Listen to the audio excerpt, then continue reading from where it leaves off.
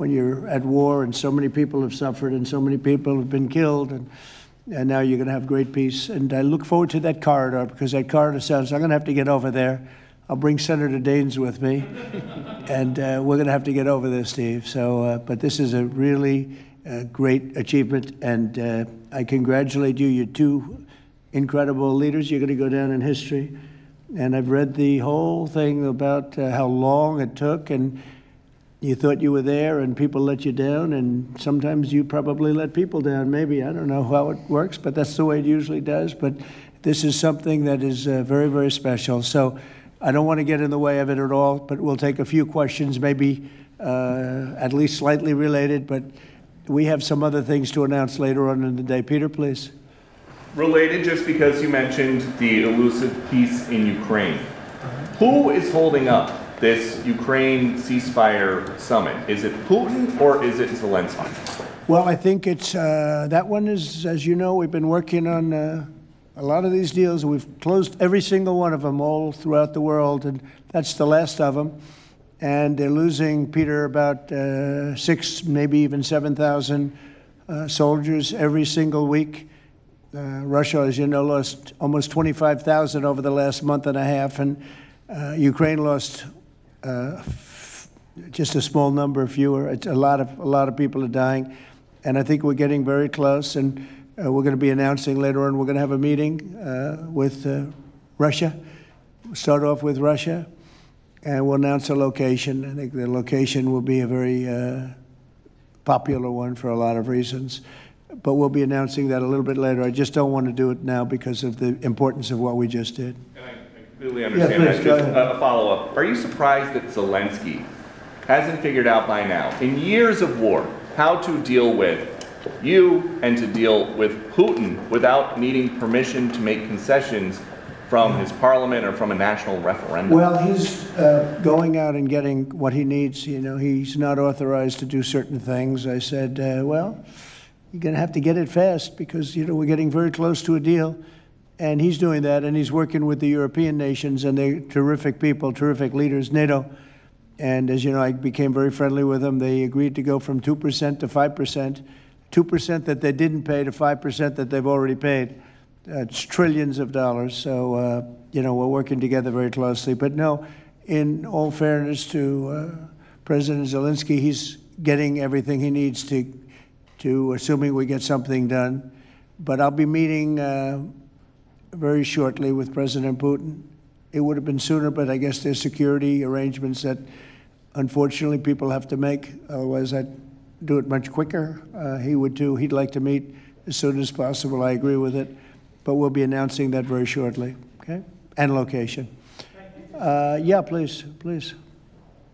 Mr. President, with this meeting with Putin, is this Russia's last chance to achieve peace? And do you expect Ukraine to make any type of territorial concession? Yeah, I don't like using the term last chance. Look, it's, you know, look, this is two very, very smart people. They've been going at it and their predecessors also very smart.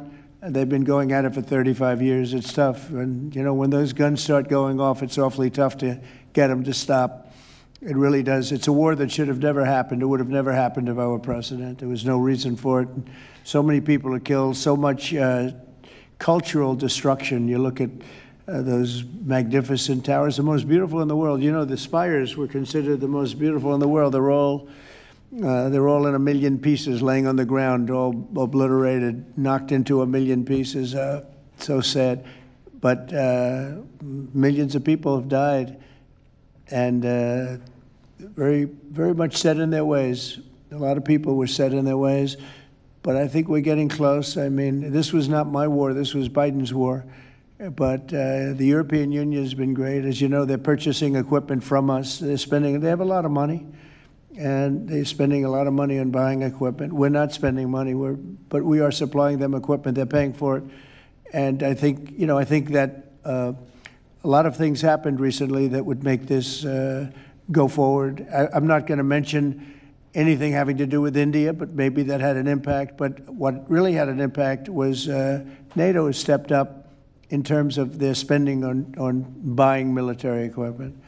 You know, we're in for probably through Biden and his people, $350 billion. $350 billion, when they hear these numbers, you're saying that's a lot of money. $350 billion the United States has spent on that. It should have spent nothing because it should have never happened. It would have never happened. And Europe is in for over $100 billion, which is, it should be the opposite if we were in for anything, but it should be the opposite. And I will say that Europe wants to see peace. The European leaders want to see peace. President Putin, I believe, wants to see peace, and Zelensky wants to see peace. Now, President Zelensky has to get all of his everything he needs because he's going to have to get ready to sign something, and I think he is working hard to get that done. Will Zelensky have to give up territory, Mr. President? Well, you're looking at territory that's been fought over for 3.5 years with, a lot of Russians have died, a lot of Ukrainians have died. So we're looking at that, but we're actually looking to get some back and some swapping. It's complicated. It's actually nothing easy. It's very complicated, but we're going to get some back. We're going to get some switched. There'll be some swapping of territories to the betterment of both. And but we'll be talking about that either later or tomorrow or whatever. Yeah, please. Say it. If I could ask a question of your guests and also of you. Yeah. Of the guests, will the Armenians from Nagorno-Karabakh be allowed to return? And also, do you have any thoughts on the talk about President Trump winning the Nobel Peace Prize? And for President Trump, you're working on resolving 2 other major conflicts. In Gaza, you've spoke of resettling the Gazans. The country of Somaliland has expressed potential interest if you were to diplomatically recognize their independence. Are you inclined to do so? And also, did President Putin present an award to Mr. Witkoff during their recent visit? He likes Mr. Witkoff, I can tell you that. That's true. Please, go ahead. I think President Trump deserved to have a Nobel Peace Prize, and we will defend that, and we will promote for that, and that's obvious. So, and today's event, I think, is a very bright expression of that, and hopefully you will invite us. To front row. You'll be front row. Yeah, yeah. We are in favor. Thank you. Thank you. Can I have a suggestion? Yes. So maybe we agree with Prime Minister Pashinyan to send a joint appeal to Nobel Committee to award President Trump with the Nobel Peace Prize, because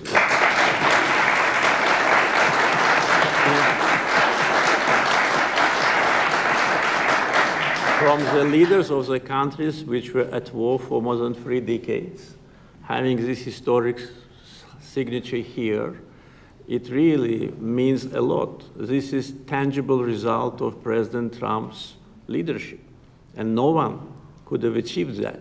There have been many presidents here since beginning of 90s, and the so-called Minsk process, which, by the way, today we put an end to with my Armenian colleague, started in 1992. So negotiation under the auspices of OSCE continued for more than 3 decades without any result. So who, if not President Trump, deserves the Nobel Peace Prize? I don't want to go into the history of some very strange decisions of the Nobel Peace Committee to award the prize for someone who didn't do anything at all. But President Trump, in 6 months, did miracle.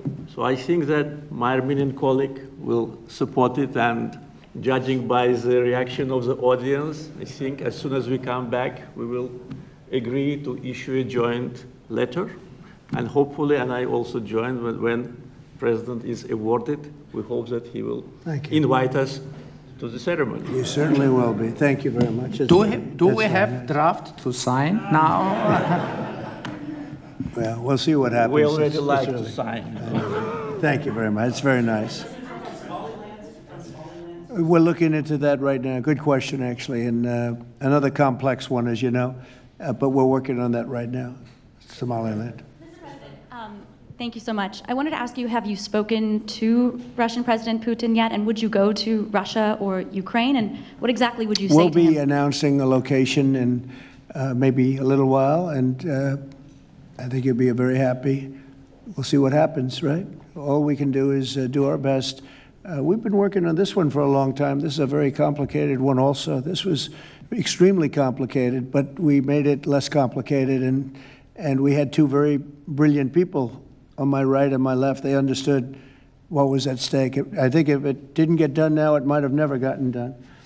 So this is the same, very similar with Ukraine. It became more and more complicated as time went on. It was simple at the beginning. It wasn't going to happen. But it became more and more complicated. But I think we're getting close. Yes, ma'am. Yes, go ahead, please. Could the location for the summit be Italy? Location, Italy. I will give it to you very soon.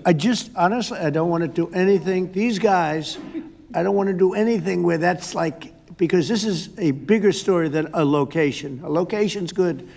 I'm a real estate person. I know about a location. But there's nothing to compete with this in terms of what we're doing today. It's just such a great achievement for these two. Really, they'll go down as great leaders for what they did. I put them together, but what they have been able, and I don't want to do anything. So we'll talk about it later. Today, we'll give you a location today. And what about the war on the cartels, too? You were talking about sending military forces to fight against the drug cartels in Latin America. Do you think it's worth sending our forces, our U.S. forces there to take this on? Cartels where? Central Latin America. Well, Latin America's got a lot of cartels. They've got a lot of drugs flowing. So, we want to protect our country. We have to protect our country. We haven't been doing it for 4 years. And we love this country like they love their countries. We have to protect our country. So, we're playing a tough game, but we'll have more to say about that soon. Yes, ma'am. Mr. President, I'm Musala from Azerbaijan News Agency Report. So we are grateful to be here. Today you host a truly historic meeting. As a person who values diplomacy and global interaction, do you consider the possibility to visiting Azerbaijan? Actually, you mentioned Azerbaijan and Armenia after this meeting. Well, to visit our countries, do you consider to visit? Wow. Which one do I consider better? Both, yes. Both. Oh. I think if I ever said that you would say, this guy couldn't have solved the problem. You know what? I consider them both great, okay? And you know what? They're going to be even greater. But and they're very different in many ways, but they have a lot in common. But they're both great as far as I'm concerned. Yeah, please. It's an interesting question, right? That would have been a hell of an answer if I said, well, I think I like this one or that one. No, we don't do that. Go ahead, please. Mr. President, first of all, thank you for bringing peace to South Caucasus, something that no one has been able to achieve in 35 years. Thank you. That's number one. We also noticed that you think highly of the commitments that the sides have taken on and assumed. However, considering the long history of conflict and the fact that this is not a legally binding document, will there be consequences if at some point one of the sides takes a step back? I don't think it's going to happen. I think it's going to be very good. And I told them, I gave them a personal commitment. If there's, there's always little problems here and there, right? The big ones have been solved. These are the giant ones have been solved.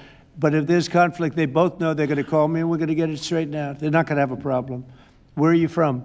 Armenia. Okay, good. Very good. I was wondering. It was a very unusual question.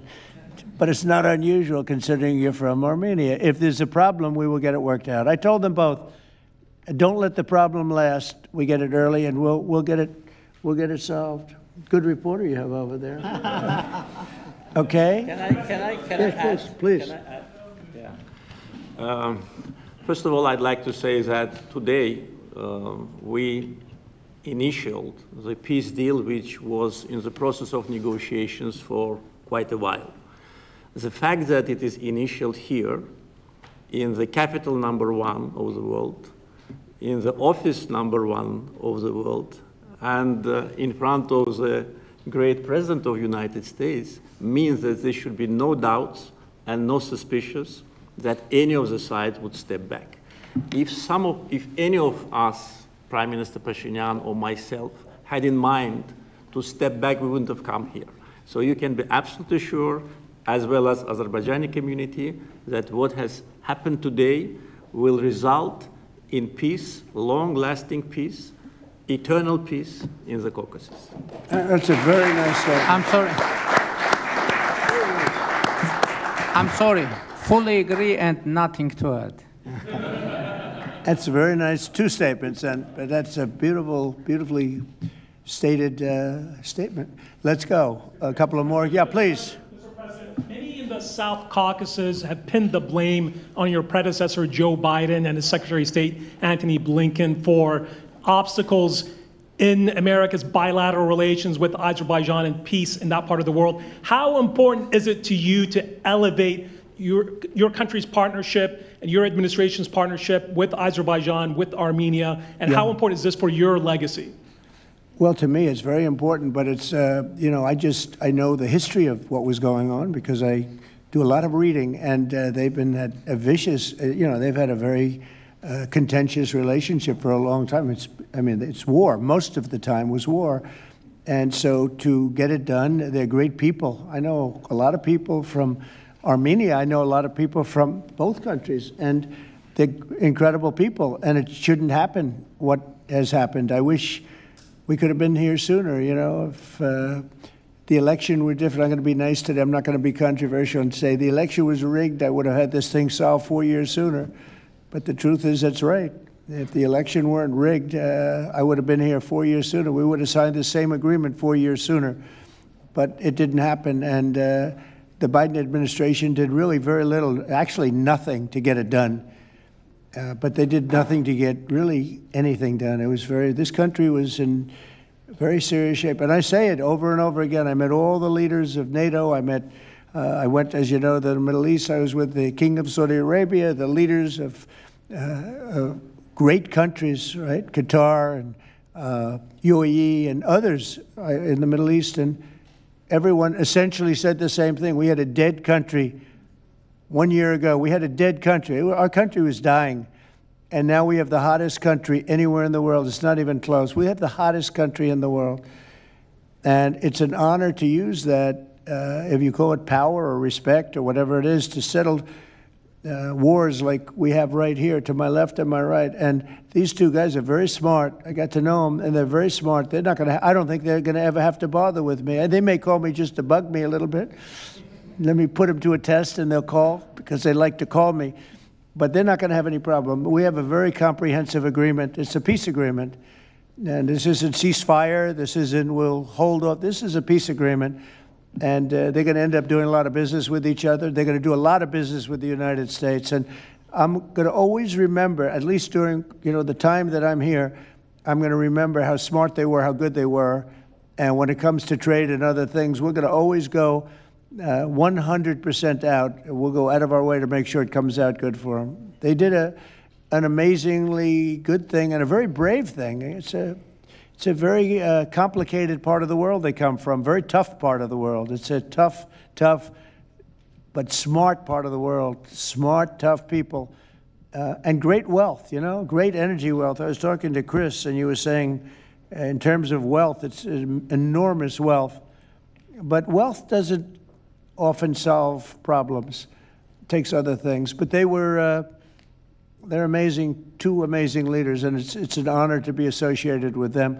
How about we'll do one more, please? Thank you, Mr. President. Your gut instincts have always done well in terms of business and in terms of politics. What does your gut tell you as it relates to the possibility of an event like this in the next few weeks, the next few months, in which you have President Putin on one side and President Zelensky on your other side? I think my instinct really tells me that we have a shot at it, okay? And you'll find that out later on, and maybe even today, but we have a shot at it. Look, it's got to be solved. We're not losing people. A lot of people say, why are you bothering?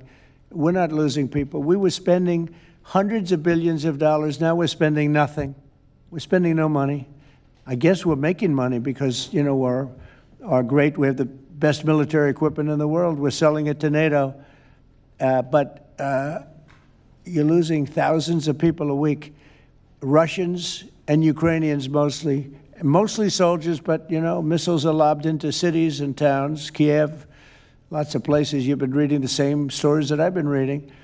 And we got to get it solved.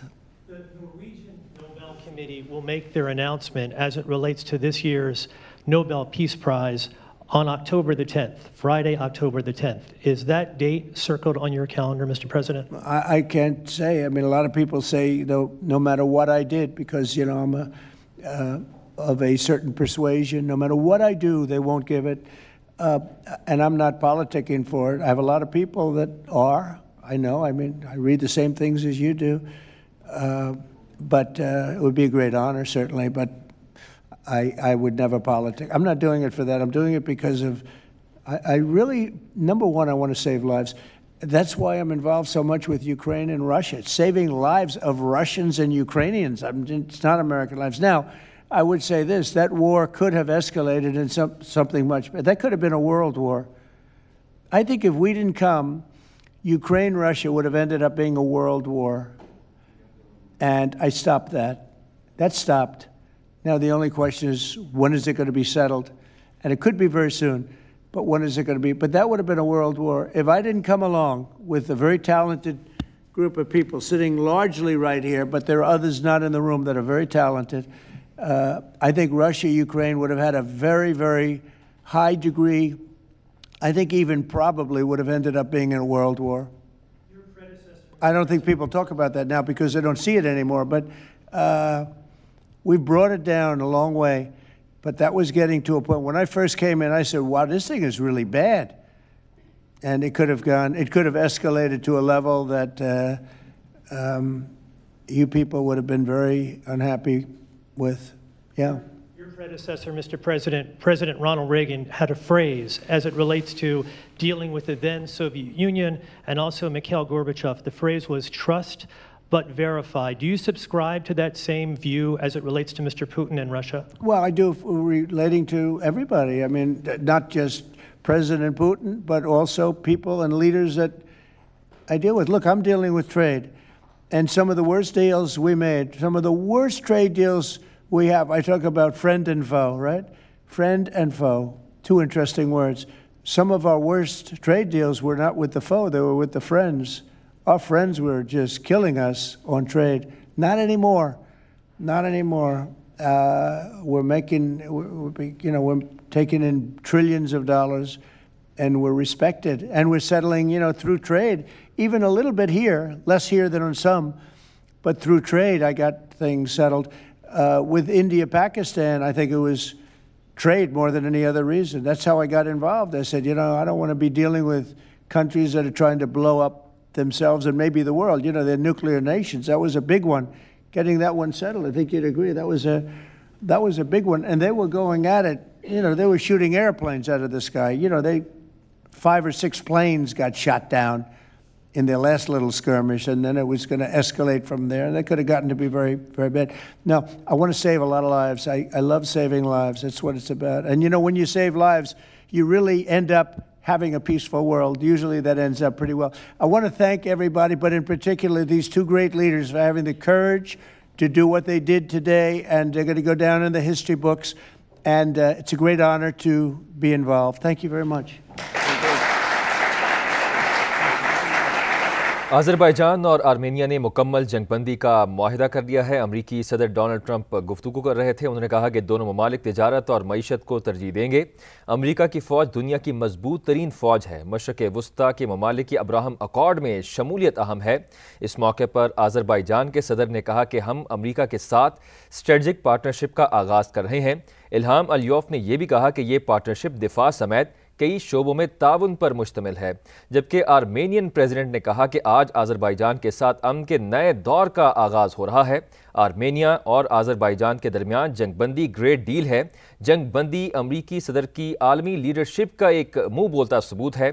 आपको ये भी बताएं कि Armenia और Azerbaijan ने मुकम्मल जंगबंदी मुआहिदे पर दस्तखत कर दिए हैं اور ڈونلڈ ٹرمپ نے یہ بھی کہا کہ یہ بہت بڑی کامیابی ہے، میں دونوں ممالک کو مبارکباد پیش کرتا ہوں۔ روس یوکرین جنگ میں دونوں ملکوں کا نقصان ہو رہا ہے۔ ڈونلڈ ٹرمپ نے یہ بھی کہا کہ روس یوکرین صدور سے جلد ملاقات ہوگی۔ تو یہ آپ مناظر دیکھ سکتے ہیں، اب سے کچھ دیر پہلے امریکی صدر ڈونلڈ ٹرمپ اور آرمینین پریزیڈنٹ کے ساتھ ساتھ آذربائیجان کے پریزیڈنٹ بھی موجود تھے، اور آرمینیا اور آذربائیجان کے جو ممالک ہیں، جو پریزیڈنٹ ہیں، انہوں نے مکمل طور پر جنگ بندی کا جو معاہدہ ہے، جو پیکٹ ہے، اس کو سائن کر دیا ہے۔ آپ کو یہ بھی بتائیں کہ 1988 سے لے کر اب تک آرمینیا اور آذربائیجان متعدد بار جنگیں لڑ چکے ہیں، جس میں آذربائیجان نے ہمیشہ کامیابی حاصل کی، اور آج آذربائیجان اور آرمینیا نے مکمل جنگ بندی کا معاہدہ کر دیا ہے۔ اس موقع پر صدر ڈونلڈ ٹرمپ نے کہا کہ دونوں ممالک تجارت اور معیشت کو ترجیح دیں گے۔ امریکہ کی فوج دنیا کی مضبوط ترین فوج ہے۔ صدر ٹرمپ نے یہ بھی کہا کہ مشرق وسطیٰ کے ممالک کی ابراہم اکارڈ میں شمولیت اہم ہے۔ صدر آذربائیجان نے کہا کہ ہم امریکہ کے ساتھ اسٹریٹجک پارٹنرشپ